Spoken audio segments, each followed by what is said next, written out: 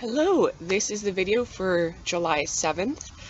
The writing prompt is card ace, and this is based on the idea of cake, card, and dragon aces. And I first learned this from Words with Kitty Witch on Tumblr. And she just describes it so perfectly and wonderfully, and especially because this idea of card ace can touch on some stereotypes. I want to just give it to you word for word instead of my usual paraphrasing. So, the following is written by Words with Kitty Witch. Cards are the asexuals who come off as intellectual and cold, even if their areas of expertise are far from the usual intellectual pursuits. A card is usually ready to verbally smack down people who don't believe in asexuality with statistics, facts, and explanations of how their debating opponent has a very shaky grasp on biology. However, they may feel extremely frustrated or bored having these conversations over and over again and are rarely shy in expressing that. Cards sometimes, but not always, can present themselves as androgynous to some degree, but are usually neat and tidy in their fashion. They are also likely to be very funny people, often with dry or absurd humor.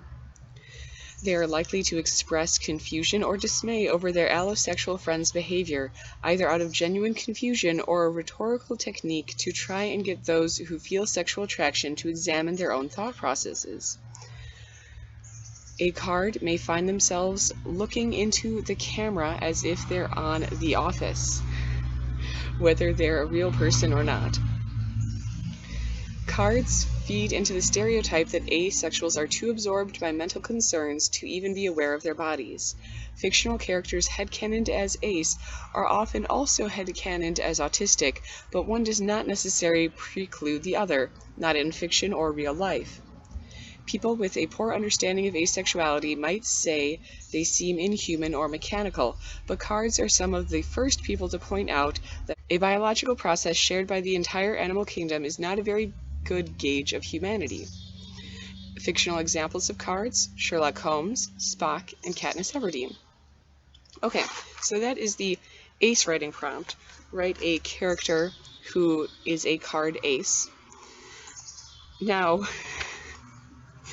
I rolled 74 for the 3am Epiphany by Brian Kitely, which got me True Feeling, which is describe intensely and exhaustively an exchange of true feeling between two characters. And that's combined with advice from Meryl Streep to always give a character a simple secret that no one knows. So the prompt is to kind of show this feeling through a secret, but don't reveal the secret to the other character, so the reader can know what the secret is.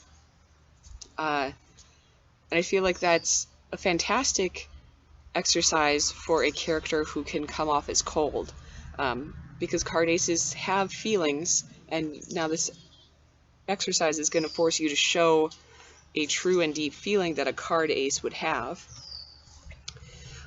But as an added level, I decided to roll a dice for the Emotion Thesaurus by Angela Ackerman and Becca Puglisi. There are 75 emotions in this book, so what I did is I did 3d20s, 1d10, and 1d6 with the plan of if I roll a 6, 6 will mean 0, and I got 24, which was disgust.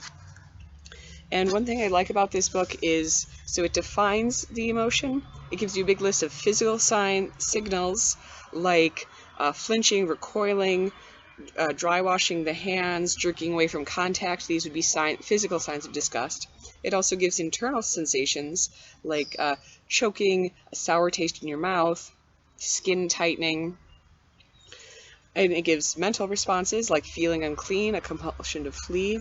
It also gives cues of acute or long-term disgust, like hyperprotectiveness of personal space. And a cue of suppressed disgust would be forcing oneself to come closer, hesitating, heavy, jerky movements, a frozen smile. And I love it also gives may escalate to scorn, fear, or anger, which are also in this book. And the writer's tip is with extreme emotions that trigger an immediate fight or flight response, it's important to know which side fits best with your character's personality.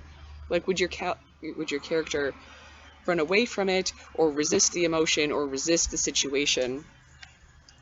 All actions should line up with his choice.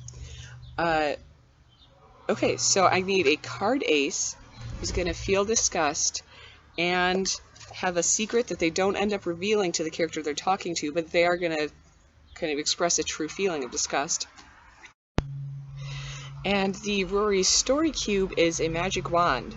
So I could see this as maybe the card ace is a magician. I'm imagining like a failing, like stage magician.